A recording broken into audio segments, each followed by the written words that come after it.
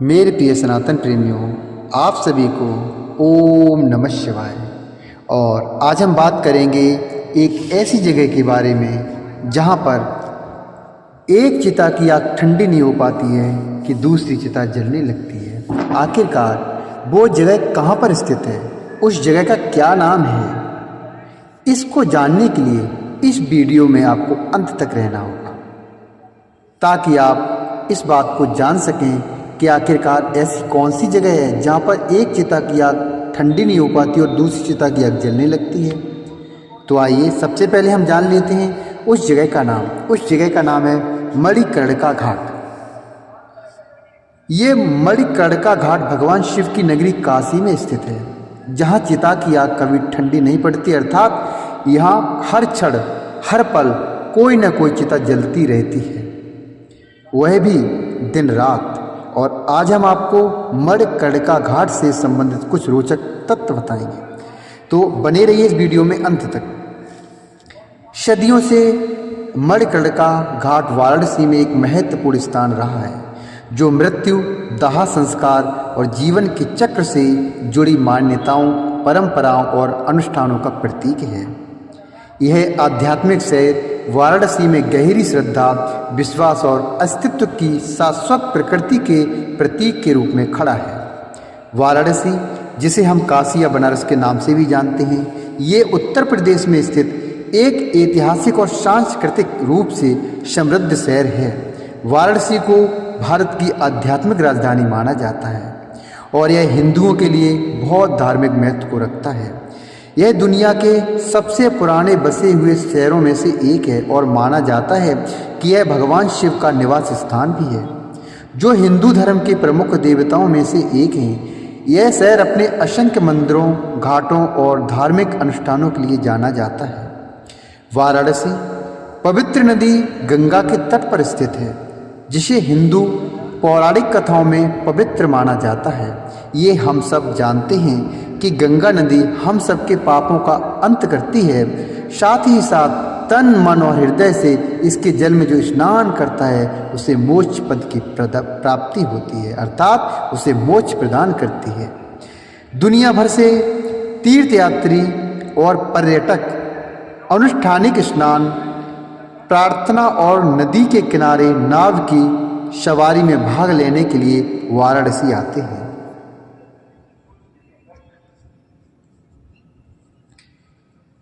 वाराणसी अपने घाटों के लिए प्रसिद्ध है। शहर में लगभग 80 घाट हैं। प्रत्येक का एक अपना अलग महत्व है। घाटों का उपयोग स्नान, दाह संस्कार और धार्मिक समारोहों सहित विभिन्न उद्देश्यों के लिए किया जाता है। दशाश्वमेध घाट सबसे प्रमुख घाटों में से एक है और यह अपने भव्य शाम की आरती अर्थात अग्नि से पूजा की रस्म समारोह के लिए जाना जाता है। तो वहीं एक मणिकर्णिका घाट भी है, जहां हमेशा कोई न कोई चिता जलती रहती है। सदियों से मणिकर्णिका घाट वाराणसी में एक महत्वपूर्ण मील का पत्थर बना हुआ है, जो मृत्यु, दाह संस्कार और जीवन के चक्र से जुड़ी हुई मान्यताओं, परंपराओं और अनुष्ठानों का प्रतीक है। यह आध्यात्मिक शहर वाराणसी में गहरी श्रद्धा, विश्वास और अस्तित्व की शाश्वत प्रकृति के प्रतीक के रूप में खड़ा है। आइए अब हम जानेंगे मणिकर्णिका घाट के इतिहास के बारे में। तो मैं आपको बताना चाहूँगा कि वाराणसी में मणिकर्णिका का घाट एक समृद्ध इतिहास है। वाराणसी में मणिकर्णिका घाट एक समृद्ध इतिहास है, जो पौराणिक कथाओं और सांस्कृतिक मान्यताओं से जुड़ा हुआ है।